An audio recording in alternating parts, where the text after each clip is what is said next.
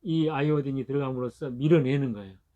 다시 말해서 자석이 이렇게 N자석이 있는데 N자석이 몸에 유해하게 나쁘게 관여하고 있을 때 이 큰 N자석이 쏙 이 크다고 하는 의미는 그냥 바이오딘에다가 그냥 바이오딘이 아니고 셀레늄 같은 것들을 더 이제 어떤 그 연구를 해가지고 더 강하게 우리 몸에 밀착되고 또 불순물을 밀어낼 수 있는 힘이 있어요. 같은 것끼리 있으니까 밀려나가는 거예요. 이게 배출이라는 이야기죠. 기능 항진이나 저하인 경우에 1차적으로 바이오딘을 먹어서 그 불순물, 방사선, 그 아이오딘, 요오드, 131 요오드나 그 외에 농약에 많은 부분이 이제 브롬이 있어요. 브롬. 그다음에 우리 그 조금 안 좋은 그 칫솔에도 불소를 넣어가지고 충치를 예방하거든요. 근데 그 불소가 들어가면 우리 손과체가 바로 불소와 화합해가지고 굉장히 그 사람의 뇌에 어떤 창의력이 떨어져 버립니다. 예. 그리고 우리가 뭐 광범위하게 쓴 그 수돗물에 그 소독제, 염소 같은 거 이런 것들이 우리 몸에 축적이 된단 말이에요. 그것을 배출을 한번 해주면은 우리 몸은 훨씬 더, 더 기능이 더 좋아지고, 그래서 이제 결론적으로 이제 목이라고 하는 것은 머리와 몸통을 잇는 관문이죠. 그래서 목 운동, 목 마사지, 또 충분한 휴식이 있어야 또 이렇게 그 어떤 분비생 같은 것들이 편안하게 분비되거든요. 또 그 외에 아까 말씀드린 그 필요 물질 이런 거를 공급을 해서 우리 신선한 몸이 될 수 있도록 건강한 몸이 될 수 있도록 해야겠습니다. 네, 오늘 영상은 이것으로 마치겠습니다. 감사합니다.